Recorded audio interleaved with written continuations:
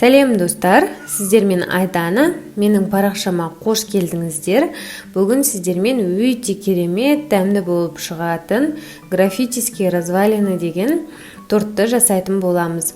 Дәл осы рецептмен дайындайтын болсаңыз, бір жасағаныңыздан өте керемет торт шығатын болады. Сондықтан видеоны соңына дейін қарап, міндетті түрде жасап көріңіз. Дәмі өте керемет болып шығады. Ал бірге бастайық. Ең алдымен кремді жасаймыз. Ол үшін сүтке қантты қосамыз. Одан соң ұнды, кукурузны крахмалды қосып, жақсылап осылай араластырамыз. Одан соң кофені қосатын боламыз. Және де жұмыртқаның сарысын қосамыз. Бұл жерде менде 3 дана жұмыртқаның сарысы. Қосып жақсылап араластырамыз. Араластырып болғаннан соң отқа қоятын боламыз. Оттың асты қатты емес, орташа болып тұр. Осылай міндетті түрде үздіксіз араластырып тұру қажет. Жақсылап араластырып біркелкі қою масса дайындап аламыз. Сіздерге қазір соңына қарай мен тағы да 3 түрлі вариантта кремді айтып кететін боламын. Сондықтан видеоны өткізбей қарауға кеңес беремін. Міне көріп тұрғандарыңыздай осылай қайнап бастаған кезде тағы да шамамен 30 секундтай осылай араластырып тұрамыз. Одан соң оттан аламыз. Ал енді бетіне ешқандай ауа кірмейтіндей етіп пищевая пленканы немесе салафанды осылай жауып шығамыз. Енді суытамыз. Ал енді корждарымызды дайындаймыз. Ол үшін бізге жұмыртқаның ағы қажет болады. Үстінен осындай кішкене ғана шым-шым тұз саламыз. Миксердің ең төменгі жылдамдығынан бастап қаттысына дейін көтеріп, ағартып алатын боламыз. Міне біздің массамыз ағарып шықты. Ал енді шетінен қантты аз-аздан сала отыра миксердің ең қатты жылдамдығында араластырамыз. Негізі қанттың майда болғаны жақсы, үлкен емес, сол кезде тезіректеу езіліп, біркелкі болып масса шығатын болады. Міне барлық қантты жақсылап араластырып болғаннан соң жанынан сахарный пудраны салып, тағы да жақсылап араластырамыз. Барлығын дайындауға шамамен 15 минуттай кететін болады. Жақсылап араластыру қажет. Осылай қатты ағарып, өзінің формасын ұстағанға дейін қозғаймыз. Міне ешқандай өзінің формасын жоғалтпайды. Осылай тексерсеңіздер болады. Ағып кетпеуі қажет. Сол кезде біздің массамыз дайын деген белгі болады. Кондитерлік қапшыққа ауыстырып алдым насадкасымен бірге. Негізі бұлай кондитерлік қапшыққа салып жасау міндетті емес. Кәдімгідей қасықпен де домалатып жасап шығуға болады. Пергамент қағазға домалақ етіп ручкамен сызып шықтым, және де соның ішін толтырып жатырмын. Диаметрін 18 қылдым. Піскен кезде диаметрі 20 болып кетеді. Менің формам кішкентай болғандықтан астынан вилка қойып, жанынан тағы да осылай ыдысқа салып, бірге пісіріп алатын боламын. 90 градуста 1 сағат пісіреміз. Ал мынау менде енді соңғы корж. Қалған кішкентай ғана массаны осылай домалақ етіп, жан-жанына қойып шығамыз.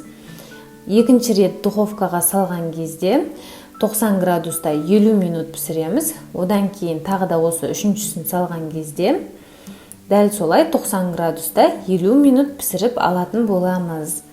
Бұл пісіп жатқан кезде енді кремді дайындаймыз. Кремімізге бізге осындай сары май қажет болады. Сары майды осылай миксердің ең төменгі жылдамдығынан бастап қатысына дейін көтеріп, жақсылап араластырамыз. Міндетті түрде жоқ дегенде 5 минут араластырып алу қажет болады. Міндетті түрде ағарып, сондай әдемі масса болып шығуы қажет.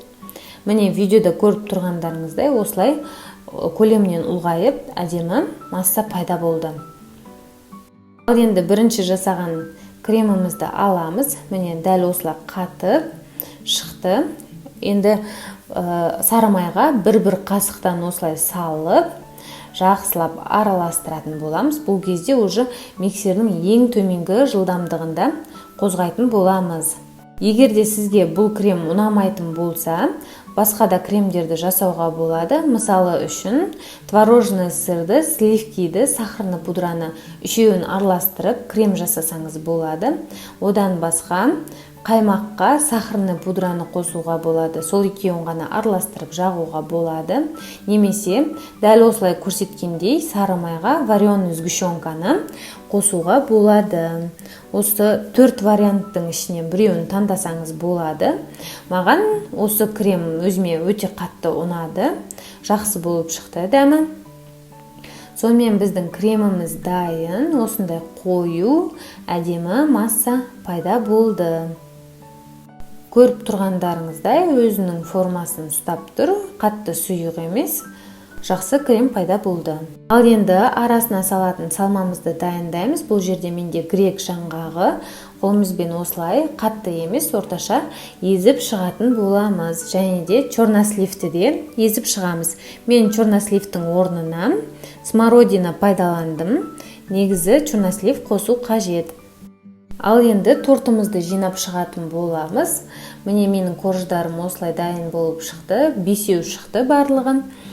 Ең алдымен ыдысқа осылай астына кремді жағамыз. Одан соң коржымызды қойып, үстінен кремді көп қылып жағып шығамыз. Кремді аяудың қажеті жоқ, себебі барлығына жетеді. Одан соң жаңғағымызбен смородинаны саламыз. Негізі смородина тортқа кішкене кислый дәм береді. Ол біреуге ұнауы мүмкін, ұнамауы мүмкін. Сондықтан өзіңіздің талғамыңызға қарай жасайсыз. Енді барлығын дәл осылай қайталап шығамыз.